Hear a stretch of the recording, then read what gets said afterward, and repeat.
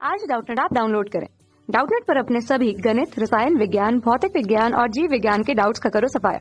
बस प्रश्न की फोटो खींचो, एक ही प्रश्न को क्रॉप करो और तुरंत वीडियो सोल्यूशन पाओ। अभी डाउनलोड करें। नमस्कार। अपने को पहले प्रश्न बोला है कि वाष्प दाब के अवनमन से आप क्या समझते हैं? वाष्प दाब के आपेक्षिक अवनमन की समीकरण दीजिए। और दूसरे प्रश्न में बोला है कि किसी विलायक में अवाष्पीय विलेय घोलने से विलायक का वाष्प दाब कम क्यों जाता है। तो अपन प्रश्न नंबर 1 पर चर्चा करते हैं। तो अपन समझते हैं कि वाष्प दाब का अवनमन क्या होता है। कि अपन कोई भी अवाष्पीय पदार्थ किसी विलायक में घोलते हैं या डालते हैं तो विलायक के वाष्प दाब में जो कमी आती है उसे अपन बोलते हैं वाष्प दाब का अवनमन। तो अपन एक बीकर लेते हैं, इसको चित्र से इसको समझते हैं कि अपन एक बीकर ले रहे हैं और बीकर में विलायक है, विलायक मतलब पानी है। तो ये जो पानी के अणु है, तो ये जो सतह है, तो ये जो सतह है ना, यहाँ पे मतलब वो दाब डाल रहे हैं।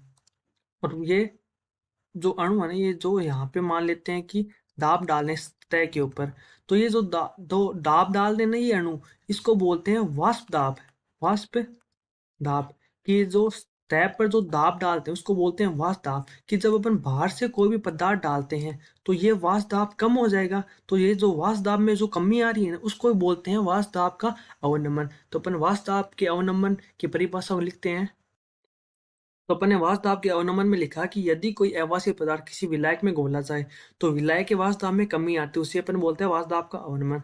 और जो वाष्प दाब का अवनमन होता है, वाष्प दाब का अवनमन, वो समानुपाती होता है विलेय पदार्थ की मात्रा। विलेय पदार्थ की मात्रा कि अपन जितना ज्यादा अवाष्पीय पदार्थ डालेंगे तो उतनी वाष्प दाब में कमी आएगी। तो ये एक संबंध है। अब बात करते हैं अपन वाष्प दाब के अपेक्षित अवनमन की समीकरण की। तो अपन समीकरण को समझते हैं। तो अपन मान लेते हैं कि ये जो विलायक है ना, उसका वाष्प दाब तो है P, और ये जो पदार्थ अवाष्पीय पदार्थ डाल रहे हैं इसका वाष्प दाब मान लेते हैं PS। तो ये जो वाष्प दाब में कमी आएगी, तो मतलब कमी मतलब अवनमन होगा, तो वो होगा P माइनस का PS। मतलब जो विलायक का तो सबसे ज्यादा वाष्प दाब होगा, वो पदार्थ डाल रहे हैं उसका वाष्प दाब कम होगा, तो P माइनस का PS क्या होगा? अवनमन होगा। तो किसी विलयन के वाष्प दाब का अवनमन बट्टे विलायक के वाष्प दाब का अवनमन का अनुपात ही क्या होता है? अपना वाष्प दाब का अपेक्षित अवनमन होता है। तो अपन ये जो वाष्प दाब के अपेक्षित अवनमन की समीकरण है वो लिखते हैं। तो अपन ने वाष्प दाब के अपेक्षित अवनमन की समीकरण लिखी बराबर विलयन के वाष्प दाब का अवनमन मतलब बराबर P माइनस का PS, और विलायक का वाष्प दाब कितना है? P। अब बात करते हैं अपन दोनों प्रश्न की। किसी विलायक में अवाष्पीय विलेय घोलने से विलायक का वाष्प दाब कम क्यों हो जाता है। तो अपन 2 नंबर को समझते हैं। तो यहाँ पे अपन लिखते हैं 2 नंबर। तो अपन एक चित्र की मदद से इसको समझते हैं कि अपन एक बीकर लेते हैं और बीकर में विलायक अपना, ये विलायक अपना, ठीक है। तो ये जो विलायक है ना, तो जो विलायक के जो सतह के अणु है, तो मतलब ये जो सतह वाले जो अणु है ना, इनकी गतिज ऊर्जा अन्य अणुओं की गतिज ऊर्जा से अधिक होती है। जो सतह के अणु है ना, उनकी गतिज ऊर्जा, सतह के अणु है ना, उनकी गतिज ऊर्जा अन्य अणुओं की गतिज ऊर्जा की अपेक्षा अधिक होती है।